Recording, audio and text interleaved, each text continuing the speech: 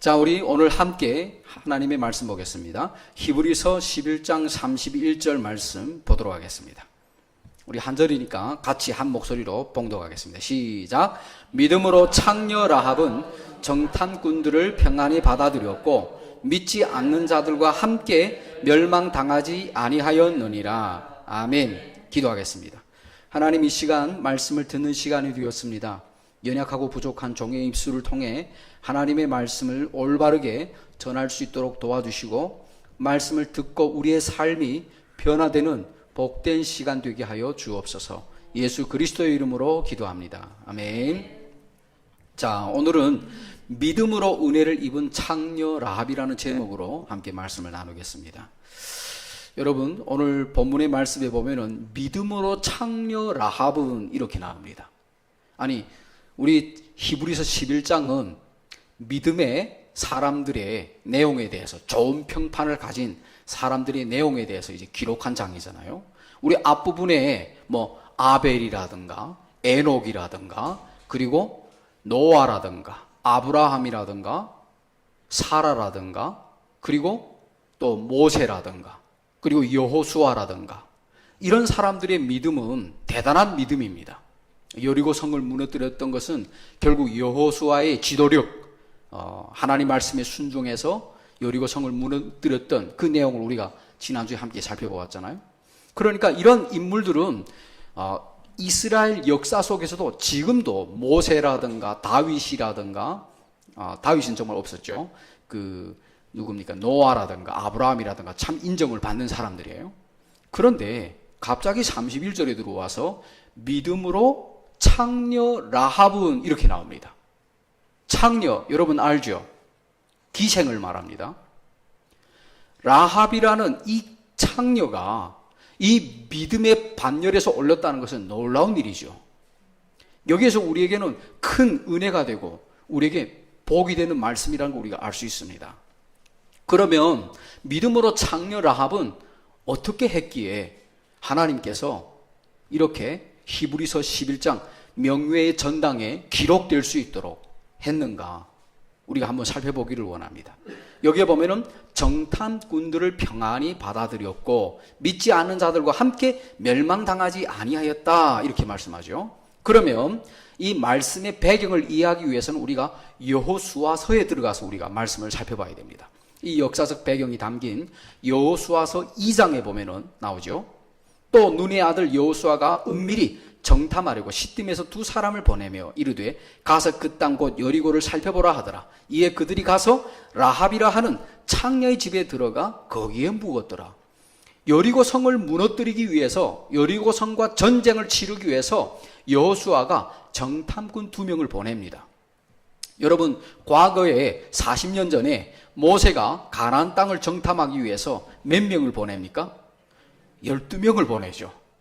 12명을 보내는데 그 중에 여호수아와 갈렙만이 믿음으로 하나님께서 주신 젖과 꿀이 흐르는 땅, 우리의 밥이다.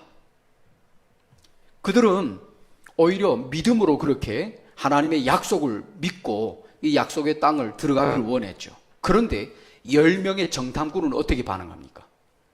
10명의 정탐꾼은 가보니까 여리고 성과 같이 아주 견고한 요새가 있었고 또 안악의 후손들이 있었고 보니까 다 용사들인 거예요. 그들을 보니까 자기들은 메뚜기와 같다는 거예요. 그러면서 그들이 오히려 원망과 불평을 하죠. 하나님의 약속이 있었음에도 불구하고 그들은 광야에서 하나님이 행하시는 놀라운 일들을 경험했음에도 불구하고 그들은 현실의 어려움 때문에 원망과 불평으로 반응을 합니다. 결국 하나님이 그것 때문에 광야에 40년 동안 하나님이 돌게 만들죠. 결국 원망과 불평했던 사람들은 다 죽습니다. 광야에서 다 멸망당해요. 그들의 불신 때문에.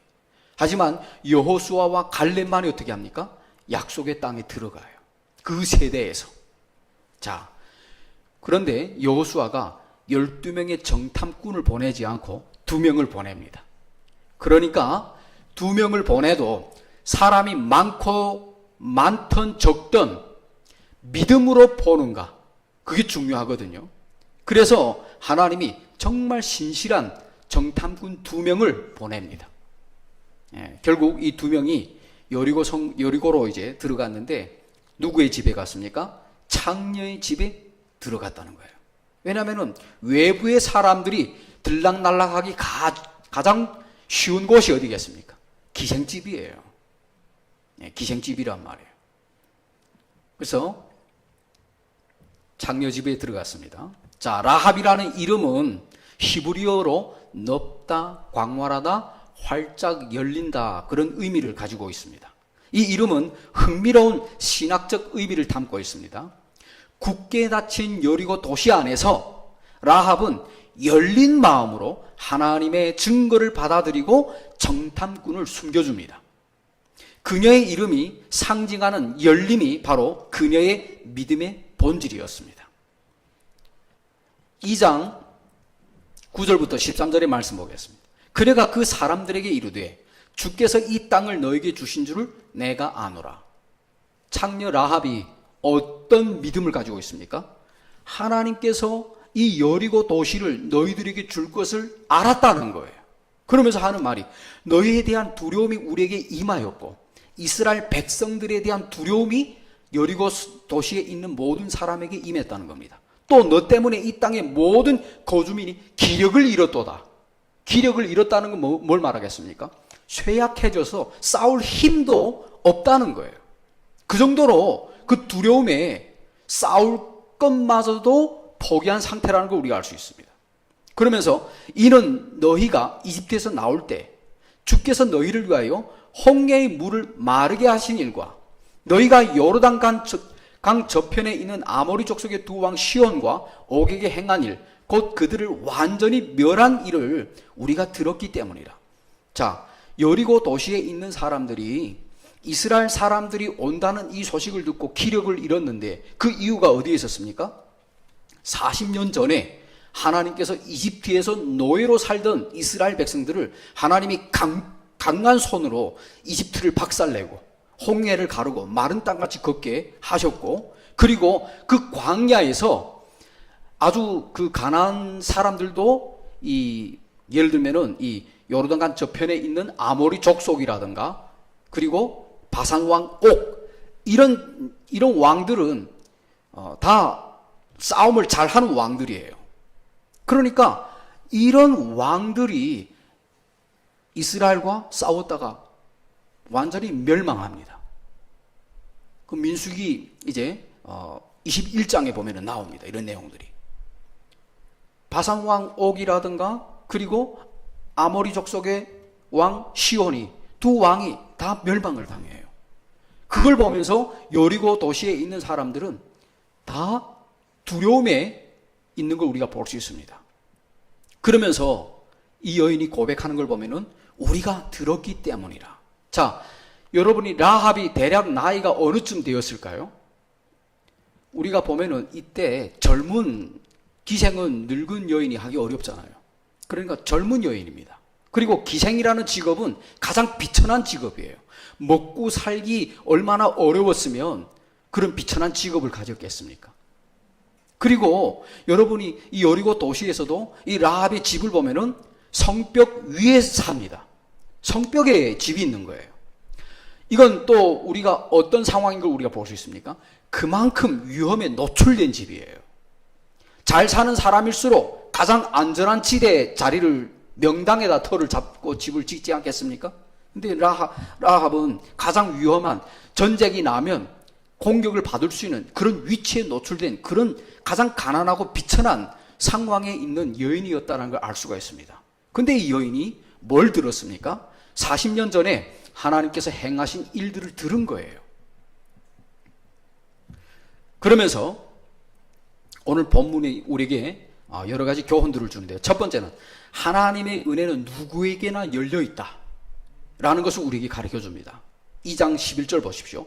우리가 이 일들에 관하여 듣자마자 우리의 마음이 녹았고, 자, 이 표현은 여리고 도시에 있는 모든 사람들이 마음이 녹았다는 거예요. 하나님께서 행하신 일들을 듣고, 또 너희로 인하여 아무에게도 더 이상 용기가 남아있지 아니하였으니 이는 주 너희 하나님은 위로 하늘에서와 아래로 땅에서 하나님이시기 때문이라.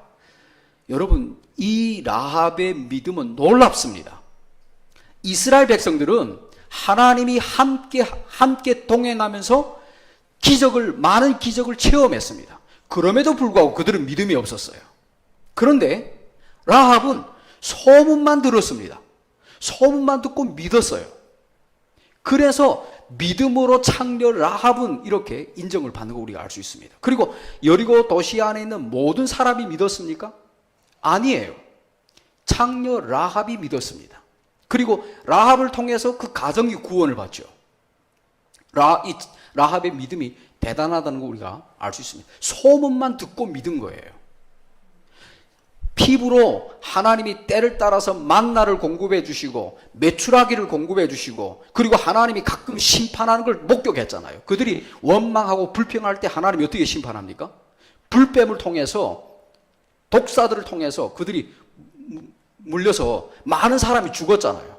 근데 하나님이 또 노뱀을 만들어서 노뱀을 쳐다보는 사람마다 치료됩니다. 이런 일들을 광야에서 많은 경험을 해요. 그래서 저도 이 말씀을 읽으면서 한 가지를 이번에 더 깊이 깨달았습니다. 사람은 기적과 표적을 본다고 해서 그 사람의 믿음이 항상 온전한 믿음이다라고 볼 수 없습니다. 여러분이 유튜브에 보면은 그 귀신을 쫓는 그런 교회들이 있죠. 맨날 모여서 뭐 하는지 아십니까? 쿵짝쿵짝 이렇게 박수 치며 찬송하고, 그리고 목사는 불불불 하면서 다닙니다. 예수의 PPP 하면서 다녀요. 우리 사람들은 바닥에 뒹굴뒹굴 구불고, 그리고 이상한 행동들을 많이 합니다. 그걸 성령의 역사라고 이야기해요. 여러분, 성령은 인격적인 분이십니다. 성경에 보십시오. 성령 하나님은 인격적인 분이시기 때문에 우리를 위로해 주시고, 그래서 성령을 향해서 위로자 성령이라고 얘기합니다. 우리를 위해서 중보하고 계십니다. 우리를 진리 가운데로 인도하는 분이십니다. 때로는 죄에 대해서, 의에 대해서 책망하시는 분이에요. 근데 성령을 이상한 능력으로 자꾸 생각합니다. 어떤 에너지로 생각을 해요. 예. 그러니까 마치 자기 손에서 우리 말하면 불이 나가는 것처럼, 아니면 기가 나가는 것처럼 장풍을 쏘는 사람들이 있잖아요. 그럼 또 같이 거기에 쓰러지고 또 난리합니다. 여러분, 하나님은 그렇게 역사하지 않습니다. 여러분이 분명히 여러분들이 이해하십시오. 그것은 이방 종교들에서 그렇게 합니다. 근데 기독교가 거기에 지금 완전히 변질됐죠. 그래서 여러분들이 정신을 바짝 차려야 돼요. 마지막 때가 되면은 이상한 표적과 기적을 행하는 사람들이 많은 사람을 미혹한다라고 성경은 말씀합니다. 그렇기 때문에 여러분들이 진리의 말씀으로 잘 무장하십시오. 그리고 세상의 철학이라든가 과학이라든가 심리학이라든가 얼마나 교묘하게 여러분들의 믿음을 흔드는지 모릅니다. 여러분, 심리학이라든가 철학이라든가 그리고 과학이라든가 이런 데 너무 여러분이 심취하면은 신앙을 잃어버립니다. 많은 사람들이 그런 데 넘어가요. 근데 그것은 왜 그렇겠습니까? 근본적으로 참된 구원의 믿음이 없기 때문에 그렇게 넘어가는 거예요. 사람은 얼마든지 착각에 빠질 수 있습니다. 나는 하나님을 믿는다. 그런데 거기에 대한 하나님이 없다라는 변론들을, 반증들을 들으면 거기에 사람들이 동요되죠. 그거는 진정한 믿음이 아닙니다. 목에 칼이 들어와도 하나님은 살아계시다라는 걸 믿는 그 믿음이 진정한 믿음이에요. 근데 라합은 주 너의 하나님은 위로 하늘에서와 아래로 땅에서 하나님이시기 때문이다 라고 신앙 고백을 합니다.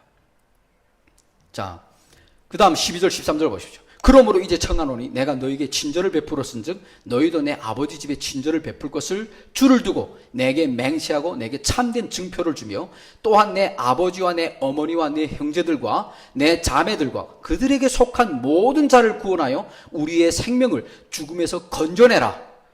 그러니까 하나님은 라합에게 있어서 구원을 가져다 준다라는 이 믿음을 가지고 있는 겁니다. 여리고는 곧 멸망하게 될 것이라는 걸 라합은 믿고 있었어요. 그래서 철로 역정에서 보면은 여리고성을 장망성이라고 표현을 합니다. 장망성이란 말이 무슨 말인 거 이해하십니까? 장래에 멸망할 도시라는 말이에요.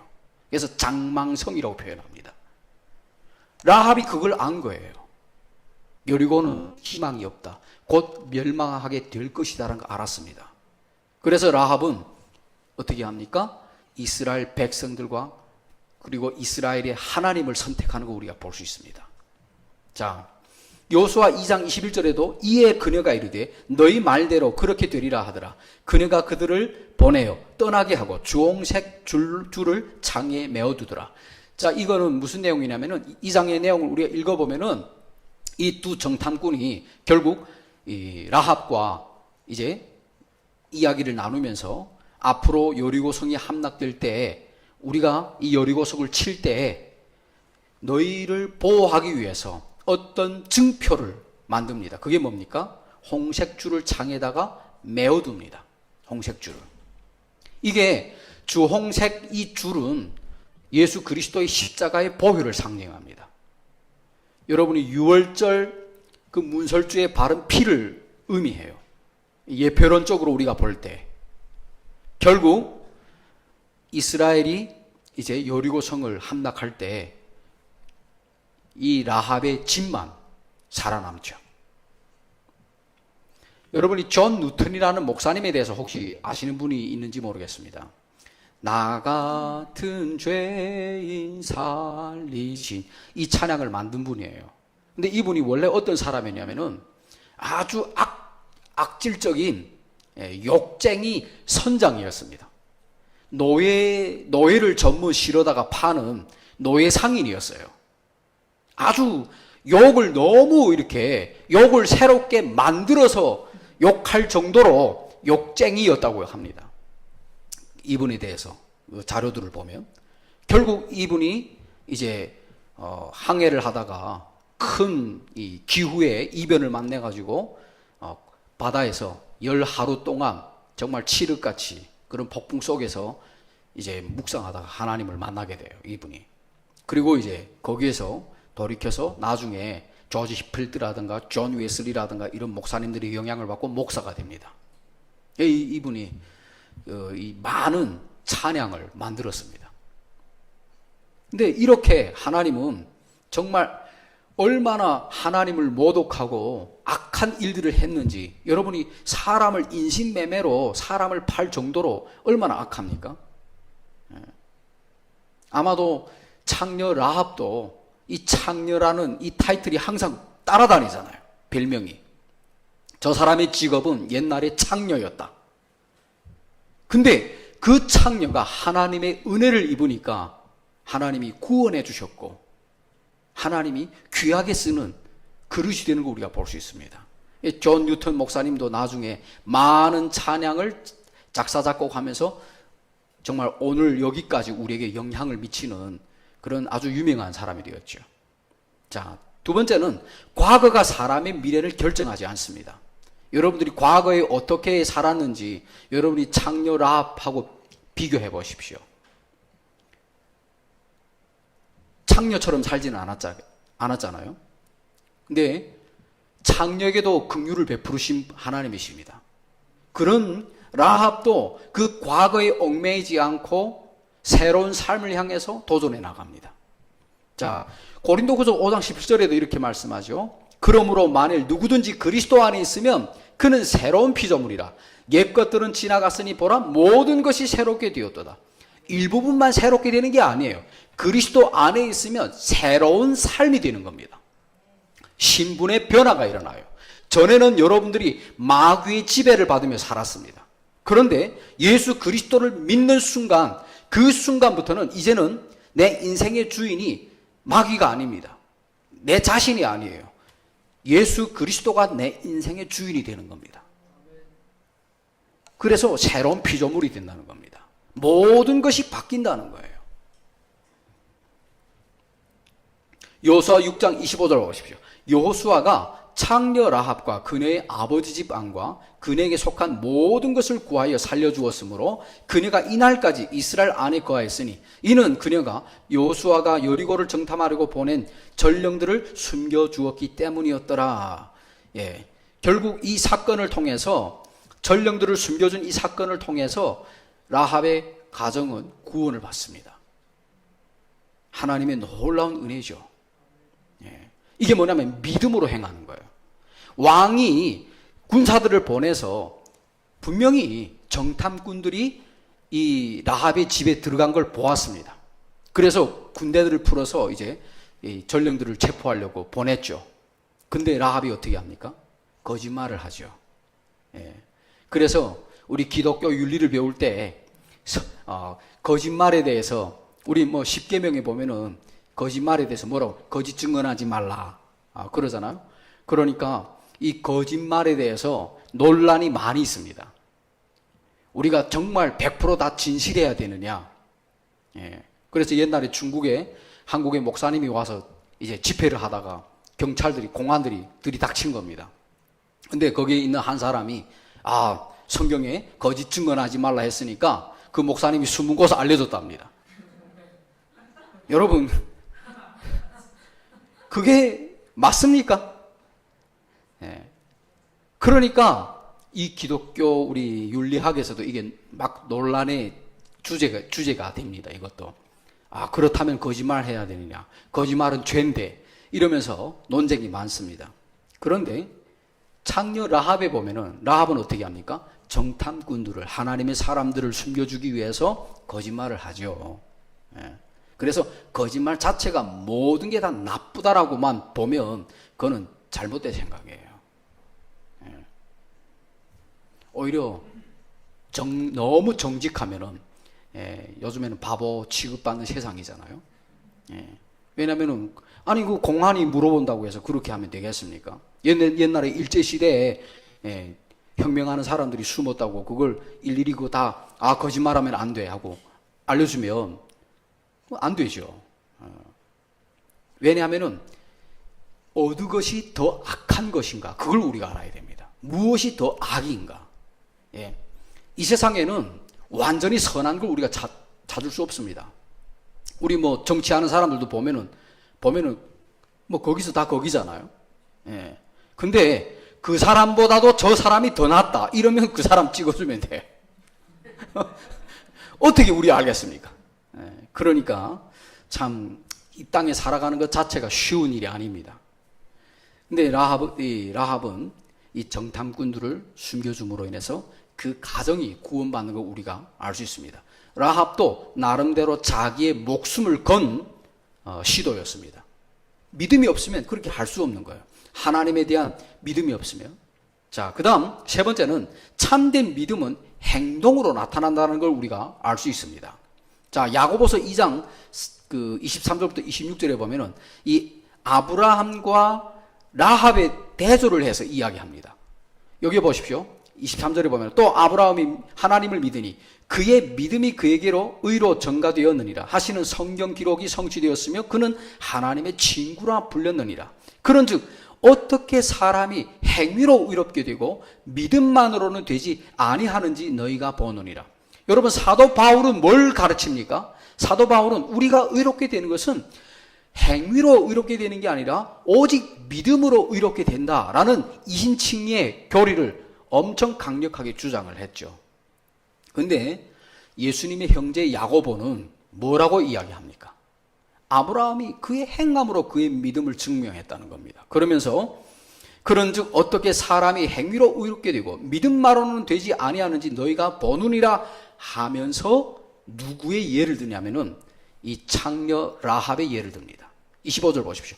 또한 이와 같이 창녀 라합이 전령들을 맞아들이고 그들을 다른 길로 보냈을 때 행위로 의롭게 된 것이 아니냐. 라합이 하나님에 대한 믿음을 그의 행위로 증명을 한 겁니다. 행위로 증명한 거예요. 그래서 여러분, 열매 없는 나무는 찍어서 버린다고도 주님이 말씀하죠. 여러분들이 하나님을 사랑하면 여러분들이 하나님을 사랑하는 삶이 행위로 드러나는 거예요. 행위로.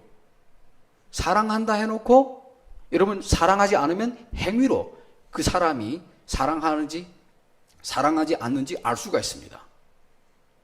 그래서 하나님을 속일 수 없습니다. 하나님은 다 아십니다. 예. 그러면서 이는 영이 없는 몸이 죽은 것 같이 행위 없는 믿음 또한 죽은 것이기 때문이라. 행위 없는 믿음은 죽은 믿음이라는 거예요. 여러분, 내 인생에서 가장 중요하신 분이 누구십니까? 오직 주님. 주님이 내 인생의 가장 1순위. 아멘이십니까? 예. 우리 신라 선교사님 항상 저하고도 말할 때 그런 얘기합니다. 자기한테 제일 중요한 분, 예. 예수님. 두 번째, 메리. 그리고 저보고 세 번째, 친한 친구라고 그러더라고요. 너무 감사하죠, 저야. 예. 왜냐하면 항상 우선순위를 주님을 둬야 돼요. 주님. 예. 그래서 믿음의 선진들은 순교자의 길을 걸어가면서 자기 가정마저도 때로는 희생 제물로 하나님 앞에 드리는 그런 신실한 사역자들이 있습니다. 인간적인 우리가 시각으로 볼 때 그 사람이 행하는 일에 대해서 비난받고 비판을 받을 수 있겠지만, 그러나 주님을 사랑하는 사람들은 이 세상의 것들을 그렇게 내려놓고 주를 위해서 충성되게 걸어갑니다. 여러분들이 믿음이 없기 때문에 그걸 이해를 못하는 거예요. 정말 믿는 사람들이면 자기의 목숨을 정말 복음을 위한 걸음이 되도록 하는 걸 우리가 알 수 있죠. 아브라함과 라합을 우리가 대조해서 보면은 믿음의 두 모형을 우리가 볼 수 있습니다. 아브라함은 이스라엘의 조상이죠. 언약 백성의 아버지가 되고요. 라합은 어떻습니까? 이방인 언약 밖에 있는 가나안 여인이에요. 그래서 이 구속사를 보면은 하나님께서 아브라함의 후손들만 구원하는 게 아니라 이 아브라함을 통해서 복의 근원이 되게 합니다. 그리고 이방인들도 구원을 받도록 이 이스라엘 민족을 사용하는 거죠. 그리고 부름받아 고향을 떠납니다. 아브라함은. 그러나 라합은 어떻습니까? 소문을 듣고 정탐꾼을 받아들이는 거예요. 영접하는 거예요. 그리고 아브라함은 자손과 땅의 약속을 받습니다.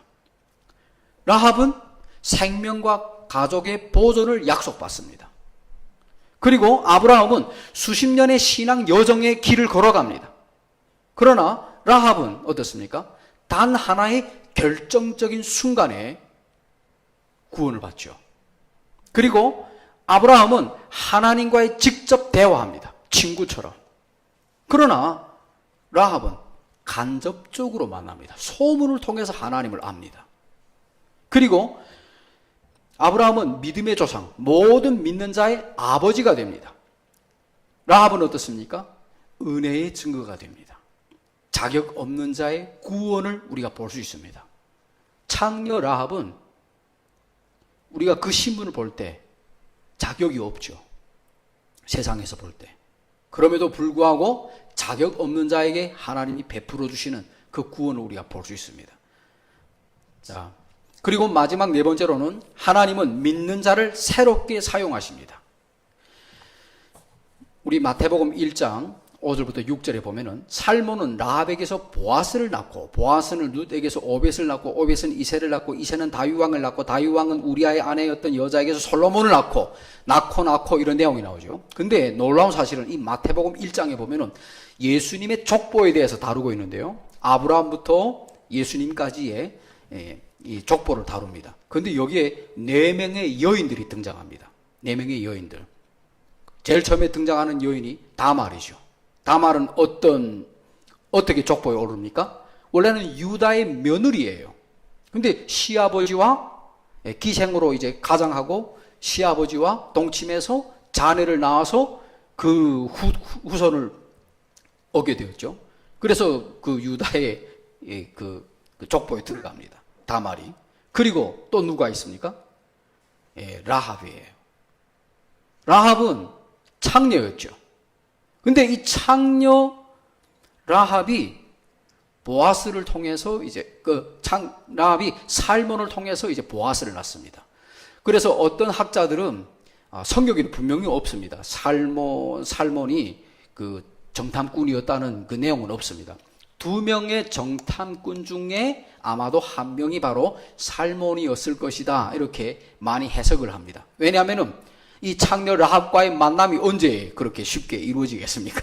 그런 위기적 상황에서 생명을 구원해 주신 은인, 그러면서 둘이 아마 눈이 맞았나 봐요. 그래서 이제 살몬하고 이제 결혼해서 보아스를 낳습니다. 여러분이 보아스 하면은 누가 생각합니까? 룻기가 생각나죠. 룻기. 나오미의 며느리. 룻과 보아스가 자녀를 낳았는데 누가 있습니까? 오벳입니다. 오벳이 누굽니까? 다윗의 할아버지예요. 다윗의 할아버지. 오벳이 이새를 낳고 이새가 다윗을 낳죠. 그랬더니 다윗이 또 자기 밑에 있는 우리야 장군의 아내와 또 남의 여편네를 또 그래서 아기를 낳는데 솔로몬을 낳습니다. 여러분이 이 마태복음의 이 족보를 보면은 대개 읽어보면은 정말 개판입니다. 우리말로 하면은 집안이 보면은. 근데 유대인들은 왜 마태복음을 기록할 때 이걸 기록했겠습니까? 유대인들은 자기들의 그 혈통에 대해서 너무 거기에 대해서 다른 사람들을 배척하고 그런 민족이에요. 근데 메시아가 어떤 족보를 통해서 왔는지 거기에 대해서 성경은 자세히 이제 기록합니다. 그리고 성경이 정말 그 역사적으로도 사실을 기록했다는 거 우리가 어떻게 알 수 있느냐면은 보통 역사를 기록하면 다 좋은 내용을 보통 기록을 합니다. 그런데 이 라합 같은 경우에도 자기의 과거, 이 창녀였다는 걸 얼마나 지우고 싶었겠습니까? 근데 성경은 그 여인에 대해 말할 때 창녀 라합이라고 계속 분명히 찍어서 말합니다. 근데 이 라합의 입장에서는 어떻겠습니까? 불평불만이 나올까요? 아닐 겁니다. 나 같은 창녀, 나 같은 여인이 하나님의 은혜를 입었고 하나님의 사랑을 받았다는 것, 얼마나 감사하겠습니까? 여러분, 신앙이 우리가 병들기 시작하고 이상해지는 이유가 뭔지 아십니까? 하나님의 은혜를 잊어버리면 그렇습니다. 기억하지 못하면 그래요. 현실의 어려움이라든가 불편함이라든가 이런 것 때문에 원망 불평을 합니다. 그런데 나 같은 이렇게 연약하기 짝이 없는 인간을 하나님이 구원해 주셨다는 것, 그것만 생각하면은 늘 감사가 나올 수밖에 없겠죠. 네, 이렇게 믿는 자를 하나님께서 사용하는 거 우리가 볼 수 있습니다. 새롭게 하는 거. 자, 결론을 내리겠습니다. 하나님의 은혜는 누구에게나 열려 있습니다. 모든 사람에게. 이렇게 창녀, 세리, 그리고 사람들에게 버려졌던 그런 사람들을 주님께서 그들을 통해서 하나님의 뜻을 이루었던 것처럼 저와 여러분이 과거에 어떻게 살았던지 그게 중요하지 않습니다. 뒤의 것은 잊어버리고 앞을 향해 여러분이 달려가십시오. 이 라합처럼 자신의 과거 만약에 삶에 계속 매여 있다면 얼마나 고통스럽겠습니까? 네? 근데 과거에 이렇게 살았지만은 하나님의 은혜를 감사하는 마음으로 그는 하루하루를 살았던 것이죠. 그리고 참된 믿음은 행동으로 나타난다는 거 우리가 말씀을 통해 알 수 있습니다. 그리고 믿음은 어디에서 옵니까? 들음에서 와요. 라합도 40년 전에 이스라엘 백성들과 함께 하셨던 그 하나님의 이야기, 그리고 광야에서 어떻게 그들을 인도했고 그들이 아모리 족속과 바산 왕 옥과 전쟁에서 어떻게 하나님께서 그들을 승리로 이끌어 주셨는지 이런 내용들을 소문을 듣고 그는 믿었습니다. 그런데 놀라운 사실은 모든 여리고 성 사람들이, 도시 사람들이 이 내용을 다 알지만 믿지 않았어요. 오늘 여러분들 가운데 하나님은 살아계시고 하나님은 우주 만물을 창조하셨고 하나님은 창녀 라합도 그의 믿음을 보시고 구원해 주셨다는 이 내용을 듣고도 만약에 믿지 않는다면 멸망하는 여리고 성 사람과 똑같습니다. 많은 사람들은 이제 들어도 믿음으로 반응하지 않습니다. 그러나 창녀 라합은 들은 그 소문을 믿음으로 받아들였습니다. 그걸 우리가 알 수 있죠. 그리고 행동으로 옮겼습니다. 그리고 하나님은 믿는 자를 새롭게 사용한다는 이 진리를 오늘 우리에게 말씀을 주셨습니다. 그래서 사랑하는 우리 형제 자매 여러분, 저는 여러분들에게 권면하고 싶습니다.